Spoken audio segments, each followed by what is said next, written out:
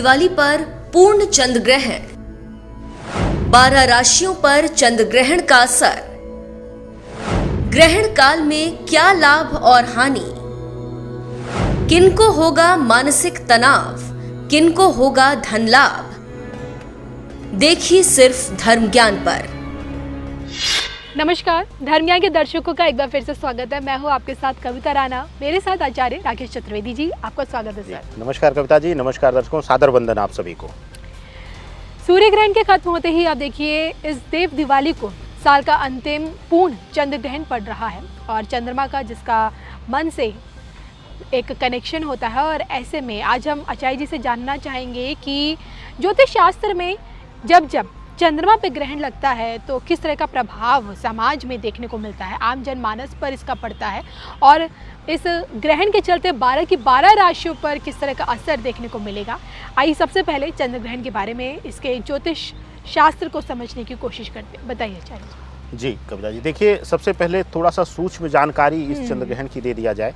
लगभग शाम को 5:30 बजे से दृश्य होगा यह भारतवर्ष में और सूतक 9 घंटे पहले से मान्य हो जाता है जी। तो प्रातःकाल 9 साढ़े 9 बजे के बाद से सूतक आरंभ हो जाएगा, तो बर्ताव भी करिएगा।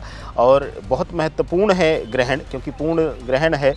हालांकि पूर्ण ग्रहण जो दिखेगा कुछ पूर्वी हिस्से में ही भारतवर्ष के दिखेगा, बाकी जगहों पर आंशिक रूप से कुछ दिखेगा यह ग्रहण, लेकिन क्योंकि लग रहा है पूर्ण ग्रहण है और भारतवर्ष में प्रभाव दिख रहा है तो जाहिर सी बात है इसका पूर्ण प्रभाव होगा। और विशेष करके क्योंकि जिस समय जिस राशि में यह ग्रहण लग रहा है वह मेष राशि है। काल पुरुष की कुंडली में प्रथम भाव यानी कि लग्न भाव को गिना जाता है। मेष पहली राशि है राशि चक्र की और उसी में ग्रहण लग रहा है। पराक्रम का भाव है मंगल, ब्लड का कारक है मंगल और रक्त संचार का कारक है मंगल।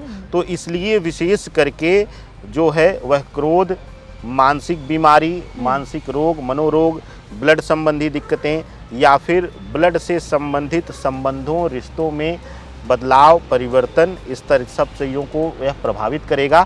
और आपने जैसा कि कहा कि मन का कारक है, मन के कारक के साथ साथ ही अध्यात्म में, अध्यात्म की दृष्टिगत कोण से देखा जाए, अगर हम वेद पुराणों में विश्वास रखने वाले हैं सनातनी, तो अगर हम इसकी चर्चा करें तो चंद्रमा को मन के साथ साथ शारीरिक भौतिक सुख सुविधाओं का भी एक कारक माना जाता है।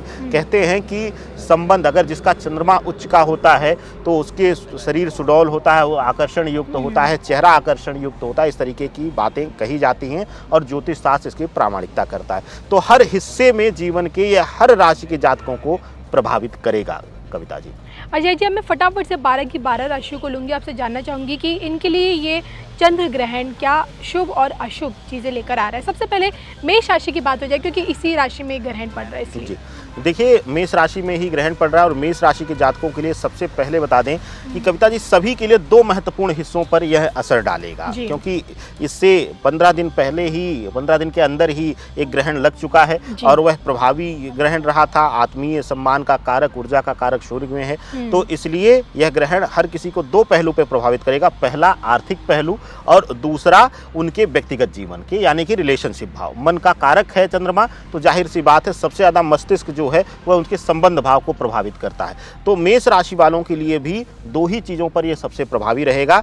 मेष राशि के जातकों के लिए आर्थिक रूप से आने वाला समय तनावपूर्ण रहेगा। आर्थिक रूप से चुनौतियां बढ़ेंगी, अपनी ज़रूरतों को पूरा करने की चुनौतियां बढ़ेंगी, नौकरी इत्यादि में तनाव उत्पन्न दे सकता है। इसके साथ ही संबंधों में मन का कारक होने की वजह से कविता जी मेष राशि के जातकों के लिए यह वैवाहिक संबंधों या फिर व्यक्तिगत जीवन के संबंधों, मित्रवत संबंधों में यह तनाव, तकरार या दूरियां उत्पन्न करा सकता है।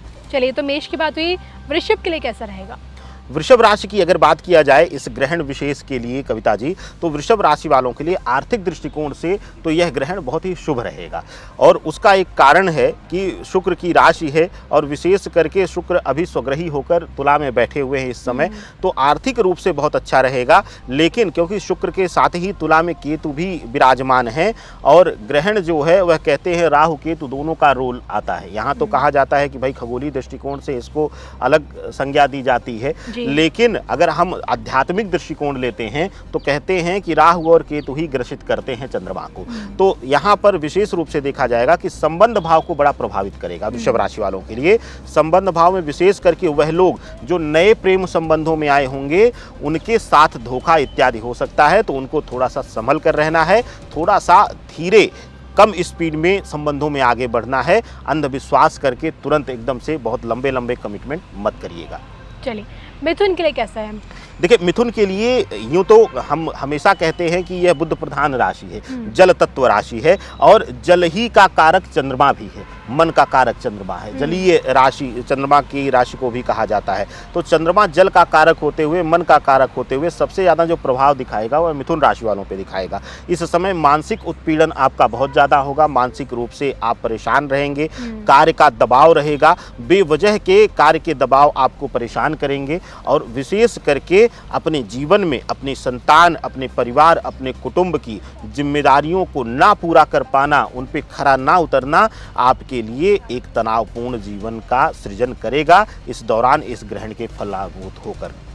कर्क राशि के लिए देखिए, कर्क राशि स्वयं चंद्रमा की प्रधान राशि है और जी। चंद्रमा पे ग्रहण लग रहा है और इस राशि के लिए सबसे बड़ा जो कारक होगा वह विशेष ध्यान देना है इनको। अगर पहले से आप किसी तरीके की मानसिक बीमारी के शिकार रहे हैं या फिर रक्त संबंधी बीमारियों के शिकार रहे हैं जी। या आप धमनियों संबंधी यानी कि नर्व सिस्टम से संबंधित कोई बीमारी आपकी रही है तो वहाँ पर आपको सावधान रहना है और जरा सा भी इस बीच दिक्कत होती है तो आपको संभल कर उचित डॉक्टरी सलाह लेना है। दूसरा जो इस राशि वालों के लिए, कर्क राशि के जातकों के लिए सबसे प्रभावी रहेगा कविता जी, वह आएगा इनका धन भाव। धन भाव में इन 15 दिनों में आने वाले ग्रहण के बाद 8 तारीख के बाद से 15 दिनों में अत्यधिक व्यर्थ खर्च इनके सामने आएंगे। जिस कार्य का कोई उद्देश्य नहीं रहेगा उस पर भी, उसके निमित्त भी इनका खर्च होगा, जिसकी वजह से यह आर्थिक तंगी का शिकार हो जाएंगे कविता जी। चलिए, अब तक हमने मेष से लेके कर्क राशि तक की बात की, आगे बढ़ते हुए जान लेते हैं कि सिंह के लिए क्या कुछ है इस पूर्ण चंद्र ग्रहण में। देखिए, सिंह राशि वालों के लिए इनका प्रधान जो इनका स्वामित्व करता है सूर्य, वह ग्रसित हो चुका है और अभी उसके फलाधीन हम इस राशि को समझ रहे हैं। उसके साथ ही यहाँ पर चंद्रमा भी मन का कारक यानी कि आत्मा और शरीर दोनों विभाजित किए गए हैं चंद्रमा और सूर्य में। तो सूर्य आत्मा हो गया और शरीर जो है वह चंद्रमा के यानी भौतिक सुविधाओं के कारक के रूप में ग्रसित हो रहा है। तो सबसे ज़्यादा जो प्रभावी होगा सूर्य राशि के जातकों के लिए वह उनका व्यक्तिगत जीवन होगा, यानी कि उनका संबंध भाव और विशेष करके वैवाहिक जीवन। अगर वैवाहिक जीवन में पिछले 15 दिनों में कुछ न कुछ तनाव नोक झोंक रहा है तो आने वाले 15 दिनों में वह और बढ़ेगा। मानसिक तनाव संबंधों के माध्यम से आपको मिलेगा। इसके अन्यत्र अगर बात करते हैं तो मान सम्मान, पद प्रतिष्ठा में भी कमी कराएगा यह ग्रहण। आपके ऊपर कुछ गलत आरोप प्रत्यारोप भी लग सकते हैं कार्यस्थल पर, आपके विपरीत लिंग से, या आपको अपमानित भी किया जा सकता है षड्यंत्र के तहत। इस तरीके का प्रभाव देखने को मिलेगा। चलिए, मतलब थोड़ा सा इन्हें सतर्क रहने की काफ़ी ज़रूरत है सिंह राशि वाले जातकों को। कन्या के लिए जानना चाहूँगी जो कि बुध की ही राशि कही गई है। देखिए, बुध की ही राशि है और पृथ्वी तत्व की राशि है। पृथ्वी पर ही विशेष रूप से इस ग्रहण का प्रभाव भी लिया जाता है और चंद्रमा के ऊपर ग्रहण लग रहा है तो विशेष रूप से कन्या राशि वालों के लिए सबसे बड़ी समस्या होगी उनके लिए पुरानी बीमारी, जो बहुत दिनों बाद उनको आराम होता हुआ मिल रहा था, दिख रहा था और वह थोड़ा सा मस्तिष्क से रिलैक्स हो गए थे, शांत हो गए थे, वह परेशानी अचानक से इस ग्रहण काल में या इस ग्रहण काल के बाद बढ़ जाएगी, जिसकी वजह से मेडिकल पर व्यर्थ खर्च होंगे। लेकिन इसके अन्यत्र एक शुभता भी मिल रही है कन्या राशि वालों के लिए, वह है नौकरी पक्ष में जो लोग थे, नौकरी में तनाव मिल रहा था, नौकरी मिल नहीं रही थी, बेरोजगार थे, उनके लिए शुभता भी दिखाई दे रही है ग्रहीय दृष्टिकोण से। क्योंकि बुध की जो स्थिति है वह और शुक्र की जो स्थिति है वह दोनों ही शुभतापूर्ण स्थिति में बैठे हुए हैं। तो यह दर्शाता है कि विशेष रूप से इनको इस समय इनके रोजगार की प्राप्ति होगी और आर्थिक रूप से वृद्धि का सामना करना पड़ेगा। अच्छा, ये तुला के लिए जानना चाहूंगी, इनके लिए क्या कुछ है इस ग्रहण में? देखिए, तुला के लिए यह गोचर विशेष है। उसका एक मुख्य कारण है कि चंद्रमा मन का कारक है, भौतिकता का कारक है, यानी कि आकर्षण भाव, भौतिक जीवन में हमारे प्रभाव में वृद्धि इत्यादि का कारक है और उसका जो मूल नेतृत्व करता है शुक्र जो है वह तुला में स्वग्रही होकर बैठा हुआ है, लेकिन साथ ही साथ नीच का सूर्य उसके साथ बैठा हुआ है और केतु भी युति बनाए हुए हैं। तो विशेष रूप से इनके लिए देखने को मिलेगा कि संबंध भाव को सबसे ज़्यादा प्रभावित करेगा यह चंद्र ग्रहण। विशेष रूप से वह लोग जो नवविवाहिता हैं, नव संबंध में आए हैं, नव प्रेमी जीवन में आए हैं, कदम रखे हैं प्रेमी जीवन में, उनके लिए यह समय तनावपूर्ण होगा। उनको तनाव देने वाला समय यह रहेगा। विशेष रूप से उनको संभलना है।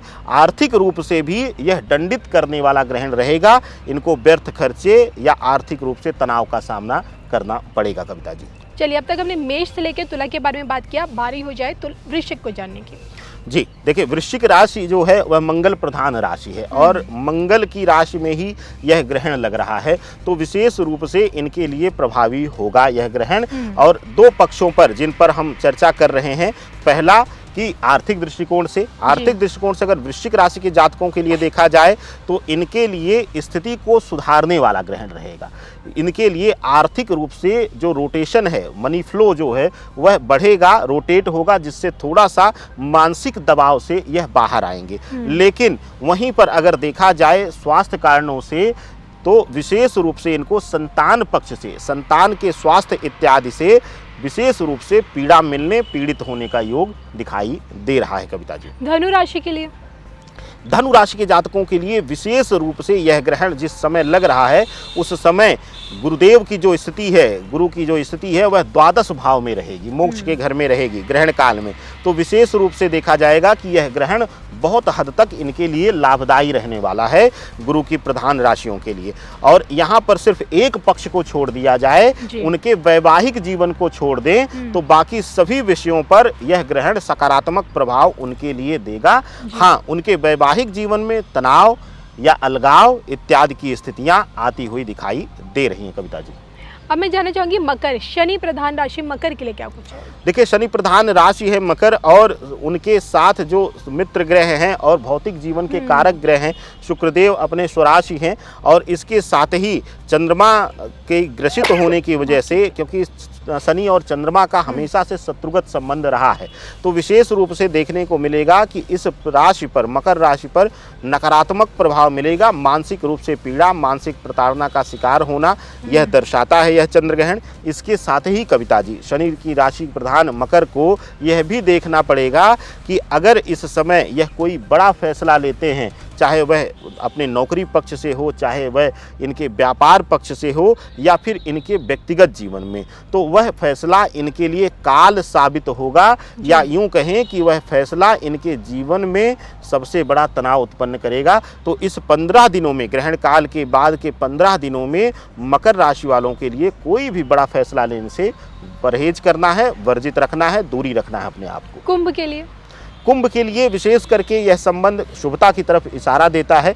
यहाँ पर कुंभ राशि वालों के लिए बहुत दिनों बाद फिर से एक बार मानसिक तनाव दूर होगा इन 15 दिनों के लिए और इसके साथ ही आर्थिक लाभ की स्थिति बनेगी। लेकिन इस बीच आपको कोई अपना, कोई मित्रवत धोखा इत्यादि दे सकता है, क्योंकि मन के चंचलता का कारक है। इस बीच इस ग्रहण काल के बाद से कोई भी नया अनजान मित्र किसी छोटे समय में आपके साथ हद से ज़्यादा विश्वास बना लेगा या जीत लेगा आपका, और वही बहुत छोटे समय में विश्वास जीतकर आपको धोखा इत्यादि दे सकता है। तो किसी नए पर भरोसा करने से थोड़ा सा संभल कर करिए और कोई भी अपने जीवन की बड़ी बात उससे शेयर ना करिए जिससे कि वह आपका लाभ उठा सके कविता जी। अंतिम राशि मीन के लिए, देखिए, मीन राशि वालों के लिए एक बड़ा ग्रहण गुजरा है और उसका एक मुख्य कारण है इनको तनाव मिलने के पीछे कविता जी कि शुक्र और केतु युति बनाकर बैठे हुए हैं एक साथ और गुरु की प्रधान राशि है। अब दिक्कत क्यों आएगी इनको? देखिए, भौतिक जीवन के सुख सुविधाओं का कारक है शुक्र, लेकिन भौतिकता के सुख के प्रारब्ध को बनाने वाला है गुरु। भौतिक जीवन का सबसे बड़ा सुख कहते हैं वैवाहिक जीवन, कहते हैं इसके साथ ही भौतिकता का आरंभ होता है। उसके बाद गुरु की प्रधान राशि होने की वजह से जब शुक्र पीड़ित अवस्था में है और मन का कारक, चंचलता का कारक पीड़ित हो रहा है चंद्रमा, तो यहाँ पर देखने को मिलेगा कि यह मन से चंचल होंगे, गलत तरफ आकर्षित होंगे, संबंध प्रभावित होंगे और जिसकी वजह से इनको किसी बड़ी मानसिक पीड़ा का सामना करना पड़ेगा और तनाव भी इनको झेलना पड़ेगा इस ग्रहण काल के दौरान। कविता जी, चलिए, तो ये आज हमने अजय जी से जाना कि साल का ये अंतिम चंद्र ग्रहण किन राशि से जुड़े जातकों के लिए थोड़ा सा मानसिक तनाव लेकर आ रहा है और किन के लिए शुभता। इसी के साथ मुझे और आचार्य जी को दोनों को दे दीजिए इजाज़त। नमस्कार।